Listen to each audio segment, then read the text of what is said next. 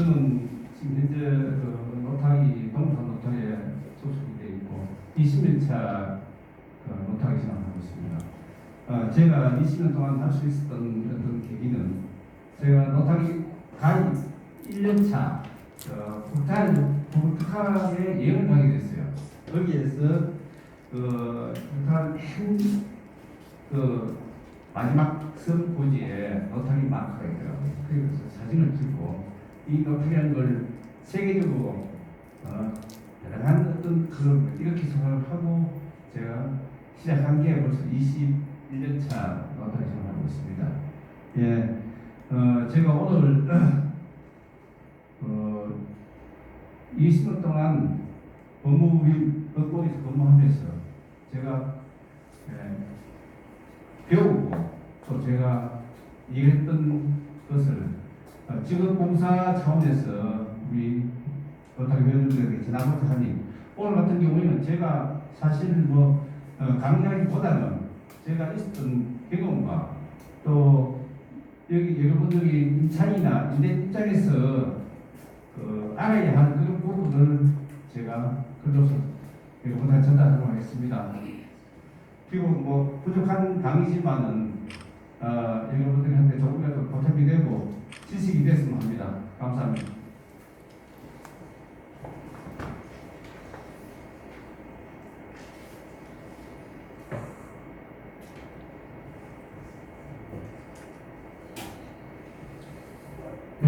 주택 임대차 보호법의 의미는 주택 임대차는 임대인이 임차인에게 주택을 사용 수익하게 하고 임차인이 이에 대한 대가로 차임을 지급한다는 점에 합의가 있으면 성립됐다고 볼 수 있습니다.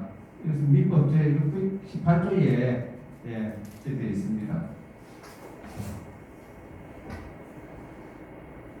그러나 민법에 따른 임대차 계약의 구조부는 경제적 약자인 임차인의 권리를 보호하기 위하여 어려운 면이 많았고 이를 보호하기 위해 민법의 특별법으로 주택임대차보호법이 개정되었습니다. 주택임대차보호법 제1조 주택임대차는 당사자 간 합의에 의해 성립되는 계약에도 불구하고 주택임대차보호법을 위반하여 임차인에게 불리한 것은 효력이 없다. 그럼 우리가 지금 주택임대차보호법은 임대인보다는 임차인에게 유리하게 되어 있습니다. 주택임대차보호법 제10조에 기재된 사항입니다. 대법원 1995년 10월 10일 선고 95다의 판결에 의하면 임차인에게 불리한 것은 효력이 없다는 것은 주택임대차보호법 규정에 위반되는 당사자의 약정을 무효할 것이 아니고 그 규정에 위반되는 약정이라도 임차인에게 불리하지 않은 경우는 유효하다. 그러니까 이게 우리 계약상 임차인에게 유리하게 적용된다는 것입니다. 규정에 응한 계약이 할지라도 임차인에게 불리하지 않는 경우 유효하다는 판결입니다. 주택임대차보호법의 보호대상, 우리가 보호대상은 자연인, 주택임대차보호법은 자연인인 국민의 주거생활을 안정을 보장함을 목적으로 하기 때문에 그 보호대상은 원칙적으로 대한민국 국적을 가진 사람 갖고 하겠습니다. 주택임대차보호법 제1조에 되어 있습니다. 외국인 및 재외 동포는 외국인은 원칙적으로 보호대상이 될 수 없습니다. 주택임대차보호법의 보호대상, 예외사항 주택을 임차한 외국인이 전입신고에 준하는 체류지 변경 신고를 했다면 예외적으로 주택임대차보호법 보호대상이 됩니다. 출입국 관리법 제88조 제2항 및 서울인사지방법원 1993년 10월 16일 선고 93년 가하 73367호 재판 판결에 확정된 바 있습니다. 재동포가 장기 체류하면서 주택을 임차하는 경우에도 보호 대상이 됩니다. 범인이 특별한 사정이 없는 한 보호를 받지 못함.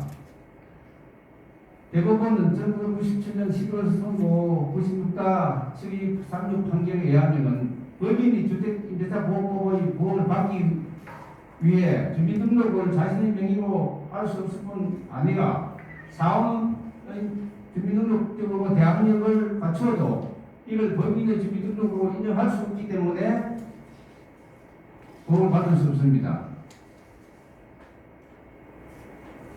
제3화 한국토지주택공사와 주택사업을 목적으로 설립된 지방공사는 법인에게도 보호 대상이 됩니다. 주택임대차보호법 제3조 2항 부당 및 시행령 제2조에 기재되어 있습니다.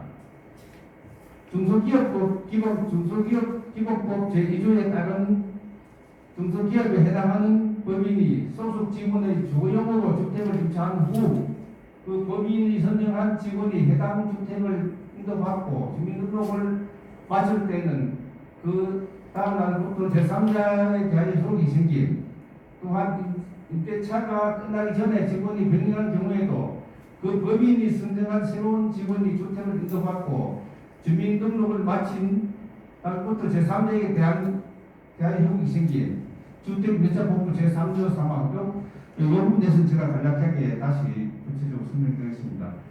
우리가 대학 제3자한테 대한 효력이 생긴다는 것은 우리가 대항력을 얘기하는 겁니다. 예를 들어서 내가 임대차 계약을 체결하고 주택에 임대했는데 그 선순위보다 늦어서 제가 전입신고를 해놓은 상태에서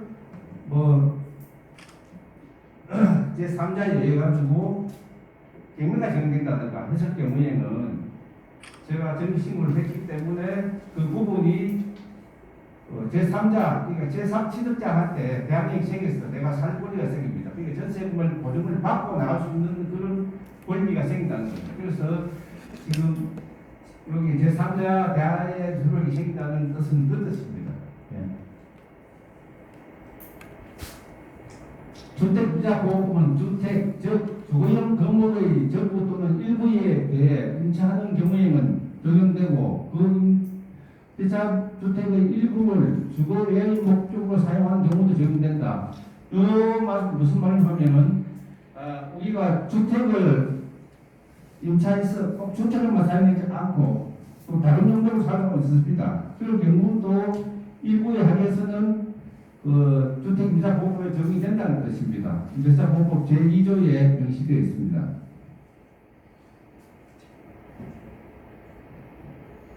주거용 건물에 해당하는지 여부는 임대차 법정물의 공고상 표시만으로 기록하는 것이 아니고 그 실제 용도에 따라서 한목적으로 판단한다. 한편 일시 사용을 위한 임대차 일시 사용을 임차인의 명백한 경우에는 주택임대차보호법에 적용되지 않는다. 예를 들어서 우리가 숙박 경영을 하는 자가 투숙객과 지척을 하는 숙박 계약은 일시 사용한 것이기 때문에 임대차 계약을 했다 하더라도 임차보호법에 적용되지 않습니다. 주택임대차보호법 임대인의 권리 의무, 임대인의 권리, 임대료 지급의 청구, 임대인은 임차인에게 차임을 지급할 것을 청구할 수 있습니다. 그 권리가 민법 제618조에 기재되어 있습니다. 임대료 정액의 청구, 임대인은 임대차 계약 기간 중에 약정한 차임이나 보증금이 임대주택에 대한 절세 공과금 그 밖의 부담의 증가나 경제사정으로 변동이 적정하지 않게 된 때에는 5% 범위 내에서 장래에 대해서 그 정액을 보할 수 있습니다. 이 경우 정액 청구는 임대계약을 또한 약정한 차임이나 보증금 정액이 있는 1년 후입니다. 그러니까 우리가 1년 안에 어떤 변동이 있다 해가지고 그 차임을 정액을 청구할 수 없습니다. 그 1년이 지나서 이 경우에는 이러한 변동사항이 있으면은 5%의 범위 내에서 그 정액을 청구할 수 있다는 것. 주택자보호법상 임대인의 권리 의무, 임대한 주택의 반환 청구, 임대차 기업이 종료하면 임대인은 임차인에게 임대부의 반환을 청구할 수 있다. 이 경우 임차인에게 임대부의 원상 회복을 요구할 수 있다. 이제 요걸 우리가 그런 식으로 얘기하자면은 우리가 그 임대차 계약에 의해서 2년간 살다가 우리가 종료가 돼서 집을 주인에게 인도할 경우에 거기 설치되었던 여러 가지 구조물이라든가 변형된 부분을 원상 회복해 줄 의무가 있다는 겁니다. 그 원상 회복 의무가 있고 또 임대한 임대인은 원상 회복을 요구할 수 있습니다. 예. 그 밖에 임대한 주택의 보존에 필요한 행위, 임대인이 임대부의 보존에 필요한 행위를 하는 때에는 임차인이 이걸 거절하지 못한다.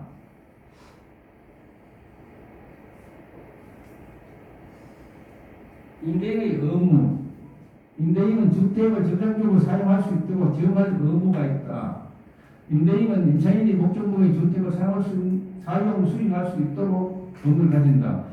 우리가 임차인 건물에 대해서 임차인이 살 수 있도록 예를 들어서 여러 가지 어떤 그 생활 관련된 장치라든가 예를 들어 백직을 새로 이렇게 해준다든가 이런 어떤 그런 의무가 있습니다. 그래서 주인은 세입자한테 그런 제공을 해야 된다는 뜻이죠.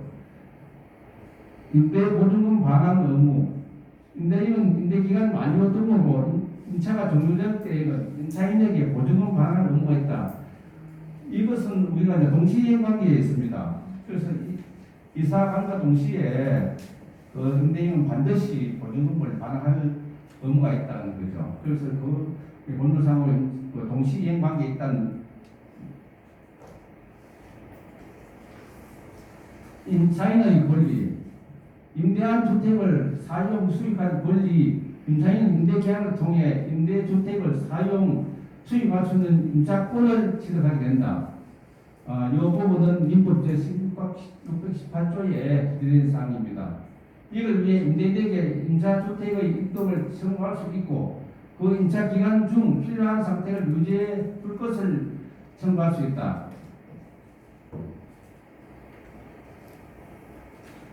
임대차의 존속 기간이 2년입니다. 임차인은 임대차 기간 2년을 주장할 수 있다. 다만 반드시 2년으로 임대차 계약을 체결할 필요가 없다.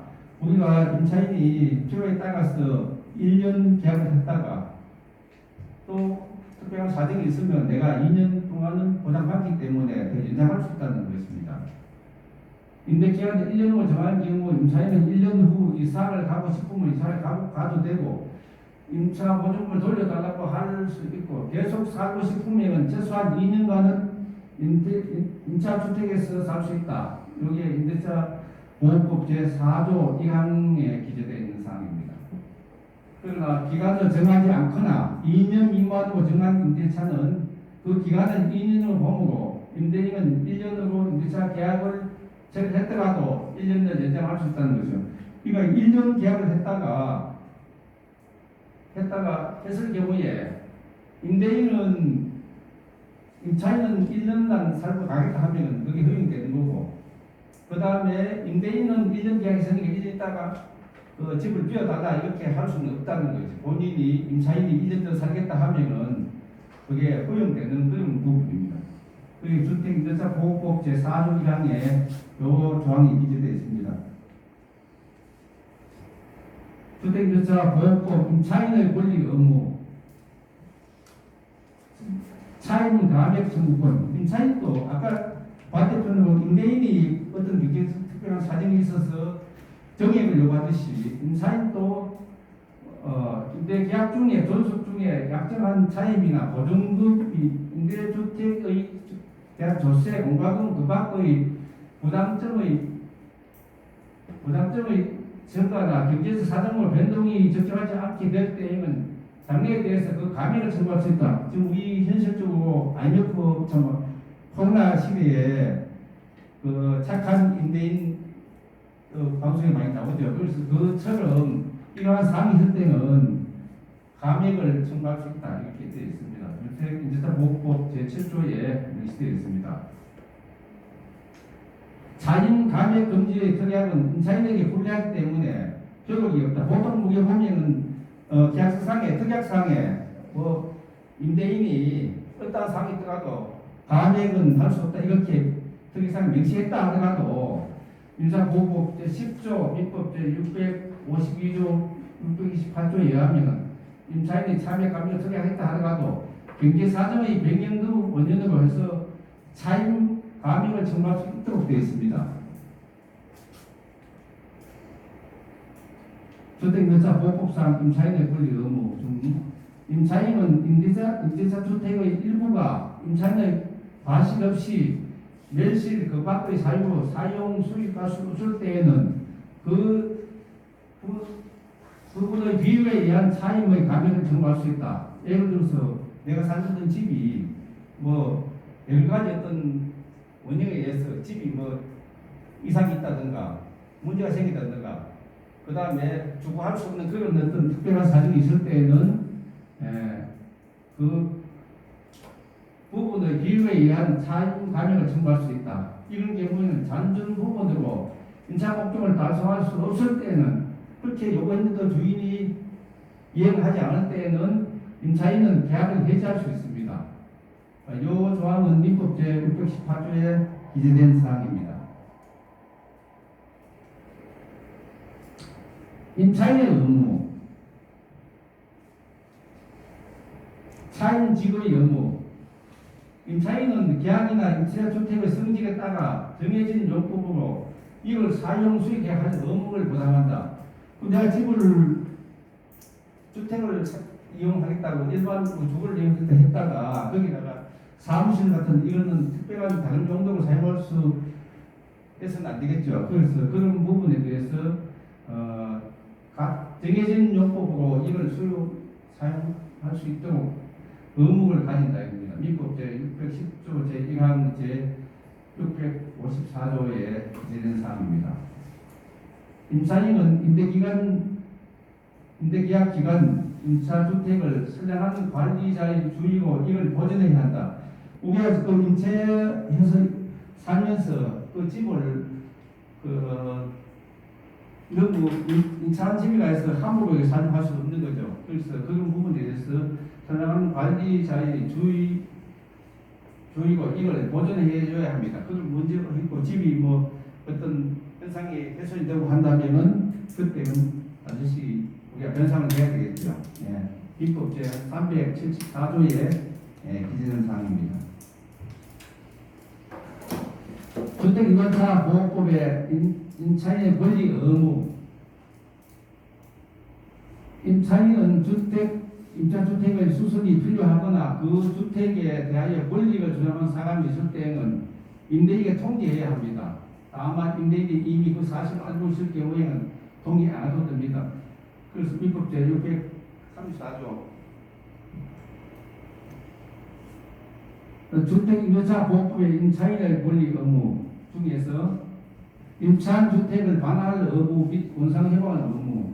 임차인은 주택임대차 종료할 때에는 임대인에게 그 주택을 반환해야 한다. 이 경우 임차주택을 원래 상태로 회복해야 된다.